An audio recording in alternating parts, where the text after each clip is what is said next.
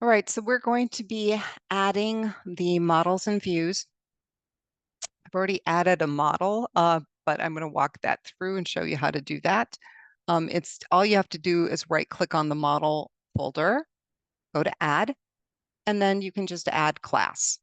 Okay, that's just a real simple way of adding code for the model. And then down under Name, we are calling ours future, capital F, value, capital V, model, capital M. That is what they want. Oop, and they want an S on there, .cs. Okay, then you click on Add, and it will place the file inside the model folder. And then you're going to replace the code with the code from the book. And the code from the book has 3 different properties: monthly investment, yearly interest rate, and years. And then it's got a little calculate future value method. Okay, so it's just a little class. I'm going to save that. And then we're going to get to work on the view. And we're going to start with an import page. So before it actually executes the view, it looks at the import page and it executes the code. So if you want your views to all pull in certain files or behave in a certain manner, you can put that code in an imports page. And so the import page should be in the view folder, not a subfolder, but in the view folder. So we're going to go to Add, and we want New Item. And we want Web. And then we need to look for Razor View Imports. Here it is. And it puts the default name in there, and that is the default name we want. Okay, that's a convention, so we want to leave that alone. And we're going to go ahead and click on Add. Okay, and now we can put the code in. And it's basically 2 lines of code. The first one indicates that our views should be using our future value model. So we've got using future value. So that's our project dot, and this is our models directory or folder. And then we're going to add a tag helper. Whoops, that should be on the next line. It's not really helpful to have it on the same one. That would be very confusing for MVC. Okay, so we're going to be pulling in our tag helpers. And that is Microsoft.ASP.NET Core.MVC.tag helpers. Hopefully I have spelled everything right. Let me save this and run a build. Okay. So far, so good. Moving right along.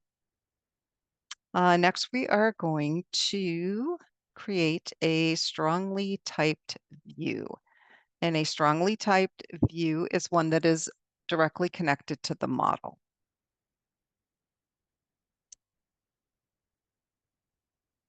And the view that we want is our index view, but we are going to be making quite a few changes to it. So I'm going to go ahead and pause while I make all of these changes. So I've keyed in the values, and we're still not using the layout. Everything is kind of self-contained within this index view. That's why layout is null. And that's why we have the doc type statement, the head and the body section. You can see we have the meta tag for mobile, the viewport. We've got the title. We have not entered our style yet. We are going to do a little external style sheet coming up. And then you can see we've got a heading, and then we've got our little form. And the form is using uh, those ASP tag helpers. And so ASP action index, that tells it the action method uh, that it's using. Post means submit. Okay, so um, when they submit this, it is going to flag it as posted. And so when we go back to the controller, we are going to have to kind of differentiate this little action method because right now it defaults to what's called a get method, which basically displays an empty form. The post method is connected to the data, to the data that is submitted. So we're going to end up changing that. Okay, but the method is post. And then you'll notice there's a label, ASP4, monthly investment. We've got the label ASP4 yearly interest rate, ASP4 years. So let's take a look back at our models. We've got monthly investment, yearly interest rate, and years. And you will notice that they match. And that is important because it's actually going to pull the label from the model. And there's techniques using attributes where you can actually change the label.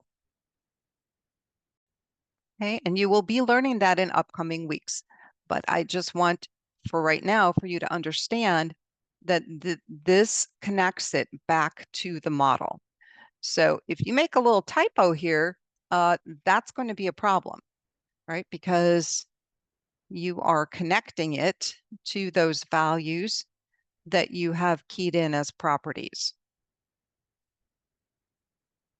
And then where it's got input ASP4, and then it's got those same properties, once we have entered the data and submitted it, it's going to display that data back. And this is how it does it. Okay, it is connected to your model. And when there's data in the model, it displays the data here. When there's not data in the model, then it displays it as blank.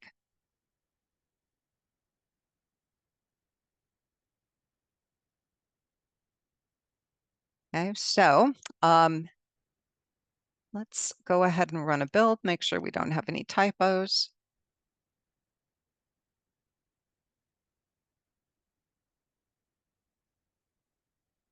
Okay, and you want to make sure you save all your changes. And our next step is going to be to kind of move on and make those adjustments to the controller that will display, the empty one or the filled in one, depending on if it's a post or a get.